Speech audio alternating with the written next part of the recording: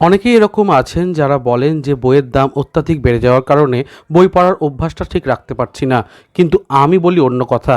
এই পৃথিবীর ইকোসিস্টেমটা বড়ই বিচিত্র। এখানে সব রকম ব্যবস্থাই রয়েছে। আমি যদি উঁচু দামের বই না কিনতে পারি, তাহলেও কিন্তু এরকম মার্কেট রয়েছে যেগুলোতে পুরনো অনেক ভালো ভালো বই পাওয়া যায়। সেখান থেকেও পড়াশোনাটাকে চালানো যেতে পারে, পড়ার অভ্যাসটাকে গড়ে তোলা যেতে পারে।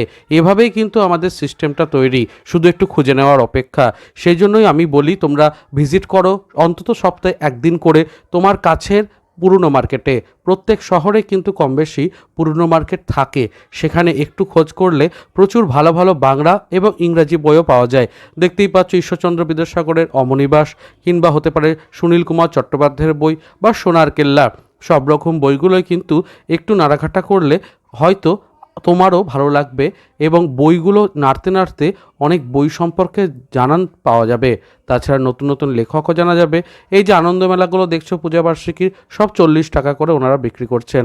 আমি তো ভাবছি পুরোনো আনন্দমেলায় কিনেই এবারে আনন্দমেলার স্বাদ মেটাবো, কারণ যেভাবে দাম বাড়ছে আনন্দমেলার, হয়তো নতুন সংখ্যা কিনতে পারবো না। এছাড়াও কিন্তু পুরো ভর্তি মার্কেটে প্রচুর ভালো ভালো এমন বই রয়েছে যে বইগুলো হয়তো ছেলেবেলাতে বিক্রি হতো বা পাওয়া যেত, এখন পাওয়া যায় না। তো সব মিলিয়ে আমার তো খুব ভালো লাগে পুরনো মার্কেট ঘুরতে। তোমাদের কেমন এক্সপিরিয়েন্স তা জানিও নিচে কমেন্টে। আর এরকম ছোট ছোট রিলস দিয়ে আমি তোমাদের অনেক তথ্য জানিয়ে দিই বই সম্পর্কিত। কাজে এরকম ধরনের আরও রিলস এবং ভিডিও পেতে অবশ্যই চ্যানেলটাকে সাবস্ক্রাইব করো। এখন চলি তাহলে, টাটা। ভালো